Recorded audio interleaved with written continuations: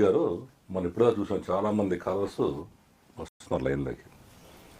వీళ్ళందరూ కూడా ఏమంటున్నారంటే అసలు ఇది కుటుంబ వ్యవహారాల కోసమే మా కాంగ్రెస్ పార్టీని ఉపయోగించుకున్నారు అని అంటున్నారు. మీరు కూడా దాదాపుగా అదే అంటున్నారు.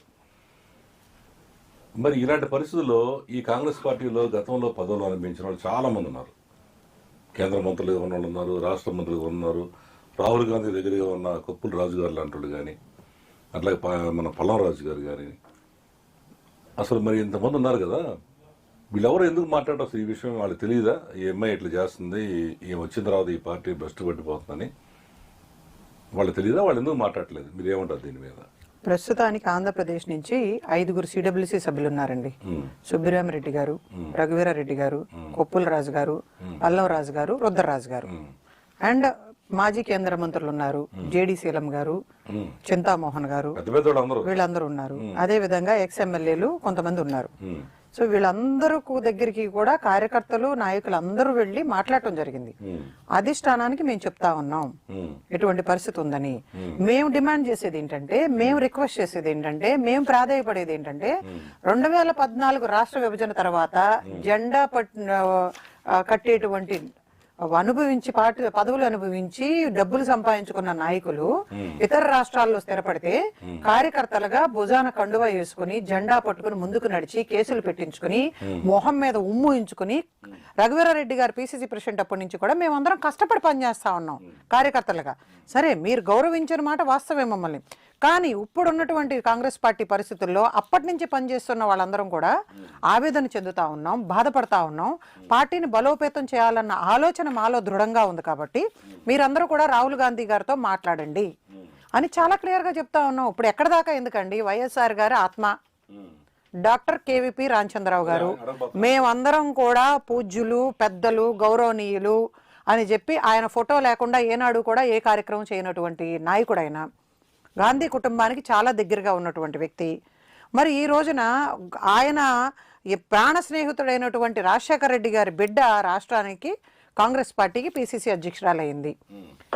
అప్పటి నుంచి కూడా అనేక పర్సనల్ ఎజెండాతో మాట్లాడుతూ ఉంది. ఈ రోజుకి కూడా ప్రెస్ మీటుల్లో మరి ఆయన కూడా ఏం చేయలేకపోతున్నారో మరేంటో మాకు అర్థం కావట్లా. లేకపోతే వైఎస్ఆర్ కుటుంబానికి వ్యతిరేకంగా మాట్లాడలేనటువంటి స్నేహబంధం, ప్రాణ స్నేహితులు, ఆత్మగా ఉన్నాయన మరి మాట్లాడలేని పరిస్థితితో మాకైతే అర్థం కావట్లేదు. ఎక్కడ కూడా ఆయన ఏం కమెంట్ చేయట్లేదు. కానీ ఇక్కడ అన్యాయం అయిపోతుంది ఎవరు? కార్యకర్తలు. మీరందరూ బానే ఉన్నారు, ఫంక్షన్స్ లో కలుస్తా ఉన్నారు, మీరందరూ కౌగులించుకుంటా ఉన్నారు, ముద్దులు పెట్టుకుంటా ఉన్నారు, ప్రేమాభిమానాలు చూపించుకుంటా ఉన్నారు. కార్యకర్తల పరిస్థితి ఏంటి? ఇక్కడ ఉన్నటువంటి నాయకుల్ని, కార్యకర్తల్ని ఎందుకు విస్మరిస్తా ఉన్నారు? మీరు ఉన్నారు అని చెప్పి ధైర్యంతో మేమందరం కష్టపడి పనిచేస్తా ఉన్నాం. ఈ రోజుకి కూడా ఆ నమ్మకం మాలో ఉంది.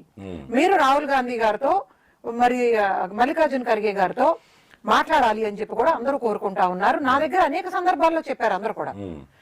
ఏఐసిసి ఇన్ఛార్జీలు ఉన్నారు, వాళ్ళంటే పక్క రాష్ట్రాల నుంచి వస్తారండి. వాళ్ళేదో వాళ్ళ ఎలక్షన్ టైంలో బిజీగా ఉంటారో, లేకపోతే వస్తుంటారు, పోతూ ఉంటారు. కానీ కార్యకర్తలతో అనుబంధం ఉంది ఎవరికండి? ఈ రాష్ట్రంలో పదవులు అనుభవించినటువంటి నాయకులకి, కాంగ్రెస్ పార్టీని అడ్డం పెట్టుకుని డబ్బులు సంపాదించుకున్నటువంటి నాయకులు. మరి ఈ రోజున కార్యకర్తల మనోవేదనని అర్థం చేసుకుని వాళ్ళకి ధైర్యం చెప్పాల్సినటువంటి ఈ నాయకులు మౌనం వీడాలని కూడా కోరుకుంటా ఉన్నాం. ఇప్పుడు మన మధ్య మరొక కాలర్ లైన్లో ఉన్నారు. గుండ్లకుంట శ్రీరాములు, ఏఐసిసి మెంబర్, వీరు కడప జిల్లా నుంచి, అంటే షర్మిల గారి సొంత జిల్లా నుంచి శ్రీరాములు గారు లైన్లో ఉన్నారు. గుడ్ ఈవినింగ్ శ్రీరాములు గారు. Good evening sir.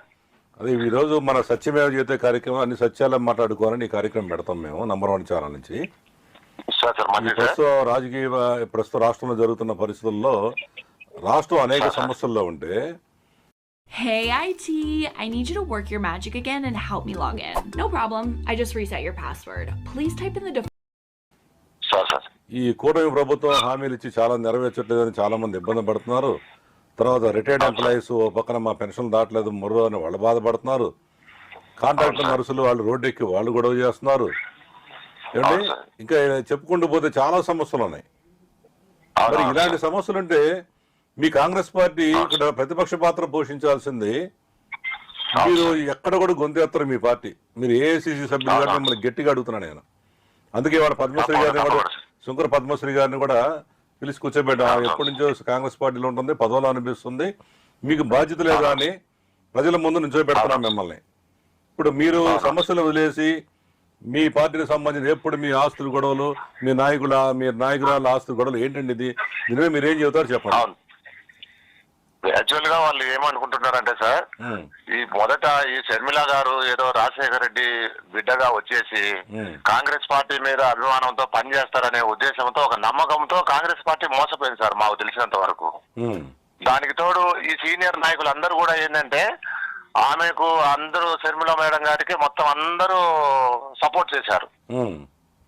సపోర్ట్ చేసినందుకు ఇప్పుడు అంత ముందు ఏంటంటే రాజశేఖర రెడ్డి కుటుంబానికి ఈ కాంగ్రెస్ పార్టీ సీనియర్ నాయకులకు మంచి సంబంధాలు ఉన్నాయి. ఆ సంబంధాల వల్ల వాళ్ళు ఏం చేస్తున్నారంటే ఇంకా మేము ఏమి కాంగ్రెస్ పార్టీని ముందుకు తెచ్చేలేదు, మేమైతే అనుభవించేసినాం, పార్టీ అంత అనుభవం అంతా జ్యూస్ అంతా లాగేసినాం, ఇక్కడ ఏమీ లేదనే ఉద్దేశంతో ఈ సీనియర్స్ మొత్తం ఫుల్ పెద్దగా షర్మిల మేడం గారికి సపోర్ట్ చేస్తున్నారు. ఏంటి దానివల్ల వాళ్ళకి వచ్చే లాభం ఏంటండి రాములు గారు? దానికి వాళ్ళకి వచ్చే లాభం ఏంటి? నాయకులకి, సీనియర్ నాయకులకి వచ్చే లాభం ఏంటి అసలు? సీనియర్ నాయకులకు వచ్చే లాభం ఏంటంటే వాళ్ళకి ఏంటంటే ఒక కృతజ్ఞతగా మిగిలించుకుందామని వాళ్ళ కుటుంబానికి, వాళ్ళు కాంగ్రెస్ పార్టీ వల్ల లబ్ధి పొందినారనే విషయం పూర్తిగా మర్చిపోతున్నారు సార్ సీనియర్స్. వాళ్ళు కేవలం రాజశేఖర రెడ్డి కుటుంబం గారి గురించి ఆలోచన చేస్తున్నారు తప్ప కాంగ్రెస్ పార్టీ మీద మనమందరం బట్టలు దొడుకున్నాము, పెద్దోళ్ళమైనాము అనే ఆలోచన ఒక్క నాయకుడు కూడా లేదు సార్. మీరు ఏమన్నా అనుకోండి. ఈ విధంగా సీనియర్లు అందరూ కూడా ఆమెకు సపోర్ట్ చేసేసి ఈ రోజు మొత్తం కాంగ్రెస్ పార్టీని నిట్ట నిలువున బయట పెట్టేసింది సార్. ఇప్పుడు మా పార్టీకి మంచి అవకాశం ఉంది సార్. ఎందుకంటే వైసీపీ ఆల్రెడీ ఫెయిల్ అయిపోయేసి ఓడిపోయింది, టీడీపీ చెప్పిన మాట చేయలేకపోతుంది. ఇప్పుడు మనం నిరంతరం ప్రజల్లోకి ఉండడానికి మంచి అవకాశం ఉంది. కానీ ఒక్క సీనియర్ నాయకుడైనా కానీ బయటకు వచ్చి మాట్లాడే అవకాశమే లేదు సార్. కేవలం ఢిల్లీ నుంచి కాల్ వచ్చింది అనుకో, ఢిల్లీ నుంచి ఒక దూత వచ్చేటప్పుడు వీళ్ళు ఫ్రంట్ సీట్ లో కూర్చుండేదానికి తప్ప మిగతా పబ్లిక్ లేకపోయే పరిస్థితి ఏ మాత్రము లేదు. అలాగని వేరే వాళ్ళు ఎవరైనా ఇప్పుడు పద్మశ్రీ మేడం గారు ఇటువంటి వాళ్ళందరూ ఉన్నారు సార్. అదే చెబుతున్నారు రాములు గారు. ఇప్పుడు మా స్క్రీన్ మీద చూస్తున్నాం చూడండి, ఆ రకంగా పద్మశ్రీ గారు ఏ రకంగా ఫైట్ చేశారు. నరేంద్ర మోడీ గారు వచ్చినప్పుడు నల్ల బెలూన్లు ఎగరేసి గన్నవరం ఎయిర్పోర్ట్ దగ్గర ఏ రకంగా చూడండి పోలీసులు ఈడ్చుకెళ్తే దృశ్యాలు మేము చూస్తున్నాం ఇప్పుడు. మరి ఇలాంటి లీడర్స్ కదా మీరు మీ వాళ్ళందరూ కలిసి ఎన్నుకోవాల్సింది. మరి కాంగ్రెస్ పార్టీ కోసం ఇంత పోరాటం చేసినా ఇలాంటి వాళ్ళని, మీలాంటి వాళ్ళని వదిలేసి ఇవాళ 2 ఏళ్ల క్రితం ఇదే కాంగ్రెస్ పార్టీని తిట్టి దారుణంగా తిట్టిన కుటుంబానికి తీసుకొచ్చి అధ్యక్ష పదవి, ఏకంగా డైరెక్ట్ అధ్యక్ష పదవి ఇవ్వటం. నా బాధ ఏంటంటే ఇవాళ మీ పార్టీ ఎడిపోతే మాకు అనవసరం. ఇవాళ అసలు 3వ ప్రత్యామ్నాయంగా లేకుండా పోతుంది. ఉన్న దాంట్లో మీరే కొద్ది గొప్ప ఉన్నారు. ఇప్పుడు కొత్తగా 3వ ప్రత్యామ్నాయం ఏర్పాటు చేయాలంటే చాలా కష్టం. మరి మీలాంటి వాళ్ళు అన్న శ్రీరాములు గారు, మీలాంటి వాళ్ళు ఏఎస్ఎస్ మెంబర్గా ఉన్నారు. మరి మీలాంటి వాళ్ళు, ఈ పద్మశ్రీ గారు లాంటి వాళ్ళు ఈ సీనియర్ లీడర్ల దగ్గరికి వెళ్ళి మీ పార్టీని బాగు చేసుకునే వ్యవహారం ఉందా? దీంట్లో వదిలేద్దాం ఎట్లాగే చెప్పండి. మేము నిరంతరము సీనియర్లు అందరూ డైలీ బతిమలాడము, వాళ్ళు కాళ్ళు పట్టుకోవడం ఒకటే తక్కువ సార్. కానీ వాళ్ళ దగ్గర ఏంటంటే చేయాలనే అభిప్రాయం పూర్తిగా లోపించిపోయింది సార్. ఈ విషయము రాహుల్ గాంధీ గారు ఎప్పుడు గుర్తిస్తారో, మన కర్మ ఎప్పుడు అవదగుతుందో తెలియదు సార్. కానీ ఏంటంటే ఒక్క నాయకుడు కూడా, సీనియర్ నాయకులు అనే వాళ్ళు ఎవరు కూడా కాంగ్రెస్ పార్టీ గురించి పనిచేసేటోళ్ళు నిలిచారు. సరే, ఏం చేస్తే బాగుంటుంది? మీ పార్టీ బాగుపడాలంటే ఏం చేస్తే బాగుంటుంది చెప్పండి. ఎందుకంటే మీ పరిస్థితి అట్లా వచ్చింది. మా ఛానల్ కూడా మిమ్మల్ని అడిగేవాడు లేడు అనుకుంటా. అసలు ఇవాళ మీడియా కూడా 2 వర్గాలుగా అయిపోయింది, ఒక బ్లూ మీడియా, ఎల్లో మీడియా. మేమేంటంటే అందరినీ టచ్ చేస్తాం కాబట్టి, ఉన్నదండగా మాట్లాడతాం కాబట్టి అసలు మా మీద ఒత్తిడి ఎక్కువ ఉంది. ఈ సమస్యలన్నీ మా దగ్గరికి వస్తున్నారు, ఈ సమస్యలు పట్టుకొని. రాజకీయ పార్టీ కూడా మేము మీ దగ్గరికి పోవాలిగా, మా గొడవ అది. మా సమస్యలు వస్తే మీరంటూడన్నా దీన్ని పరిష్కరించాలని మా కోరిక. మరి దీన్ని ఏం చేస్తే మీ పార్టీ బాగుంటుంది, సలహా చెప్పండి మీరు. మేమేంటంటే సార్, ఇప్పుడు ఈ పరిస్థితుల్లో కంపల్సరీగా ఈ నాయకత్వాన్ని మార్చేసి కష్టపడే మనుషులకు నాయకత్వాన్ని బలపరిస్తే కంపల్సరీగా ఎటువంటి అల్పం లేకుండా పనిచేస్తారు సార్. ఓకే, ప్రజల్లోకి వెళ్ళే ఆలోచన ఉండాలి ఫస్ట్ ఆఫ్ ఆల్. వీళ్ళకి ఏంటంటే ప్రజల్లోకి వెళ్ళే ఆలోచన లేదు వాళ్ళకి. ఇప్పుడు మా మేడం గారు వచ్చారు, అంతసేపు వాళ్ళ కుటుంబ కలహాలు, కుటుంబ విషయాలు తప్ప ప్రజల గురించి డిస్కషన్ లేదు. సరే, ఇప్పుడు విజయం గారు ఒక మాట మాట్లాడితే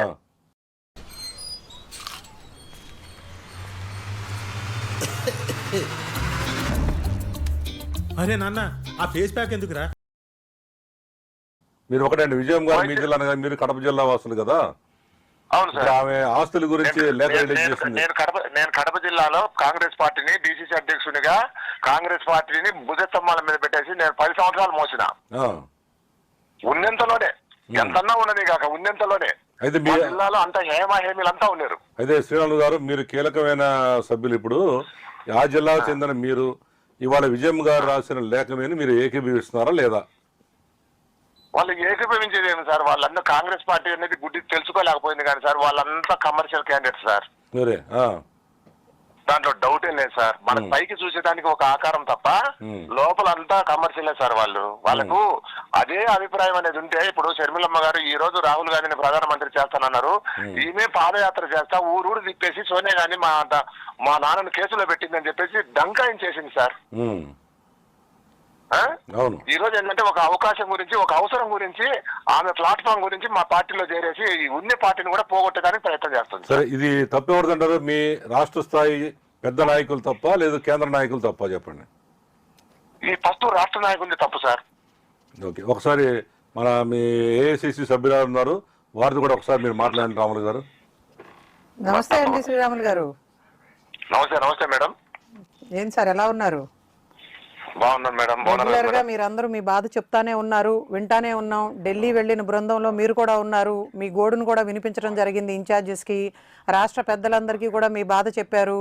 ఇంకా అయినా కానీ అధైర్యపడకుండా కాంగ్రెస్ పార్టీ కోసం పనిచేయాలన్న చాలా మంచి ఆలోచనతో ఉన్నారు మీరు. దానికి హ్యాట్స్ ఆఫ్ అండి. ఈ రోజున ప్రతి జిల్లాలో, ప్రతి గ్రామ స్థాయిలో కార్యకర్తలందరూ కూడా ఇప్పటికీ కాంగ్రెస్ పార్టీని బలోపేతం చేయాలి అన్న ఆలోచన ఉన్నందుకు మీ అందరికీ నెంబర్ 1 ఛానల్లో ప్రేక్షకులతో అంటే ఇక్కడ కూర్చుని మాట్లాడుతున్నందుకు మీ అందరికీ మరొకసారి ఈ ఛానల్ ద్వారా ధన్యవాదాలు తెలియజేస్తా ఉన్నాను.